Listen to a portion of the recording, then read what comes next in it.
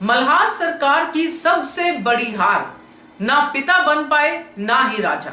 नमस्कार दोस्तों, स्वागत है आपका आपके अपने चैनल हंग्री स्पिरिट्स में। हंग्री स्पिरिट्स देख रहे सारे दर्शकों का मैं अंजू शर्मा दिल से स्वागत करती हूं।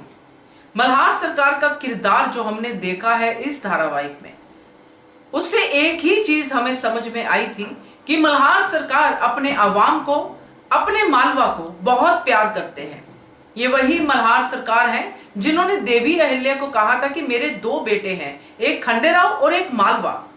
तो आज वो मल्हार सरकार इतने कमजोर कैसे पड़ गए?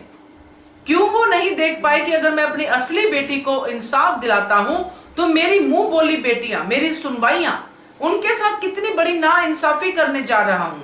वो जो अब सामने है और वो जो अब सामने नहीं है, ये बड़ी नाइंसाफी कैसे कर गए मल्हार सरकार। अफसोस होता है दोस्तों ये देखकर, क्योंकि ऐसा एक्सपेक्टेड नहीं था। धारावाहिक में दिखाया गया है तो बात तो हम करेंगे ही। चलिए चर्चा करते हैं। पहले वही निवेदन, जिन्होंने अभी तक चैनल को सब्सक्राइब नहीं किया है कर लीजिए, साथ में दोस्तों बेल आइकॉन दबाइएगा ताकि आपको हमारे वीडियोस के नोटिफिकेशन मिलते रहें। मल्हार सरकार जिनको हम अब तक इसीलिए पसंद करते आए थे कि उनके लिए प्रजा और अपनी संतान में कोई फर्क नहीं है। वो हमेशा प्रजा की भलाई के लिए, मालवा की भलाई के लिए सोचते हैं, इंसाफ करते हैं। जब गुन्नू जी को दंड देना था तब भी, जब उससे पहले धनाजी सरदार हो या कोई भी हो, मल्हार सरकार ने कभी भी उस सिंहासन पे बैठ के नाइंसाफी नहीं की, न्याय ही किया। मगर आज जब हम देखते हैं कि सीताबाई चिता पे बैठी है और मल्हार सरकार जार जार रो रहे हैं, मेरी बेटी, और अहिल्या के सामने हाथ जोड़ के खड़े हो जाते हैं।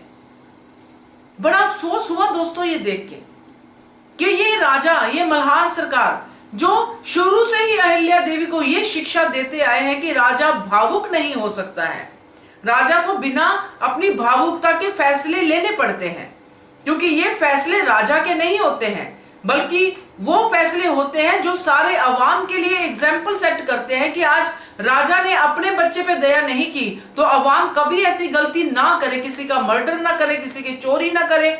वो सारी चीजें ये राजा सेट करता है। मगर जब अपनी बेटी पे बन आई तो राजा पिघल गया। राजा ने कानून भी नहीं देखा, राजा ने ये भी नहीं देखा कि अगर मैं ये फैसला लेता हूं, अपने जवाई साहब को फिर से वो स्थान देता हूं तो प्रजा क्या सोचेगी। वो भी छोड़िए, राजा को यह समझ में नहीं आया, ये नहीं दिखा कि जो पार्वती बाई साहब जिसने खंडेराव की मृत्यु के बाद अपने आप को भी मरवा दिया, सती हो गई, क्या उसकी भावनाएं नहीं थी? वो किसी की बेटी नहीं थी, वो भी तो जिंदा जली चिता पे। तब क्यों नहीं रोक दिया पार्वती बाई साहब को? तब क्यों नहीं ये कानून सामने आया? तब क्यों नहीं उन मां बाप की चीखें सुनाई दी? तो उनकी बेटी जो है वो सती हो जाए तो चलेगा, मगर एक हत्यारा, उसके साथ उसकी बेटी को कुछ नहीं होना चाहिए, क्योंकि वो राजा की बेटी है और राजा अपनी बेटी को सामने सती होते नहीं देख सकते हैं। राजा अपनी बहू को देख सकते हैं कि वो उनकी सामने रोती रहे, उनका हत्यारा, उनके हस्बैंड का, जिसने उसकी मां जो है का सिंदूर छीन लिया है, वो सामने घूमता रहे। वो मल्हार सरकार को मंजूर है, मगर बेटी को कुछ नहीं होना चाहिए। बहुत सारे फैसले इस बात के हो सकते थे दोस्तों, मगर ये पता नहीं कौन सा ड्रामा देने के लिए ये वाला मोड़ निकाला है जिससे कि मल्हार सरकार के किरदार पे उंगली उठ रही है। कैसे एक ऐसा राजा हार सकता है जिसकी शिष्य देवी अहिल्या है, जिसको गुरु मानती है देवी अहिल्या? कैसे वो राजा एक पिता के सामने हार सकता है? ये बातें बहुत अजीब हैं। रमजानी, पार्वती, ये सब सती हुई थी खंडेराव के पीछे। खंडेराव अकेले नहीं गए थे और कई जो थे वो खंडेराव के साथ चले गए थे। तो क्या द्वारिका मां है, गौतमा रानी मां नहीं है? ये कैसा इंसाफ किया? ये क्या देवी अहिल्या के सामने हाथ जोड़ के खड़े होके मल्हार सरकार ने क्या कर दिया? जब तक नहीं हुआ था तब तक उम्मीद थी कि शायद कोई बीच का रास्ता निकालेंगे ताकि जो गुन्नू जी जैसा कैरेक्टर है वो वाड़े में ना रहे। सिर्फ गुन्नू जी को वाड़े में रखने के लिए ये सारा ड्रामा किया गया। अचानक से सीताबाई चिता लेके आ जाती है, अचानक से सीताबाई को कुछ हो जाता है। ये बातें हजम होने वाली नहीं है दोस्तों।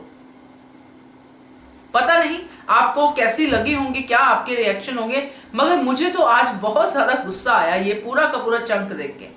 क्योंकि जब हिस्ट्री से हम लोग चीजों को लेते हैं तो हम ड्रामा जरूर बनाते हैं, मगर ऐसा नहीं करते हैं कि जो किरदार हिस्ट्री में माना जाता है इंसाफ के लिए, वही किरदार आज अपने हिसाब से, अपनी कन्वीनियंस के हिसाब से कानून की धज्जियां उड़ाए।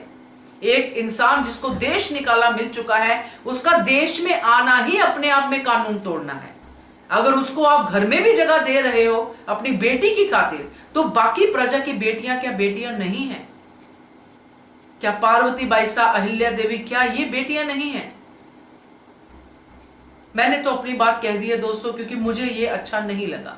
आप बताइए आपका क्या कहना है, इसके बारे में कमेंट कीजिएगा। देखते रहिए channel hungry spirits. Thank you so much. Subscribe to our channel by clicking the subscribe button. Click the bell button and enjoy the latest uploads from our channel.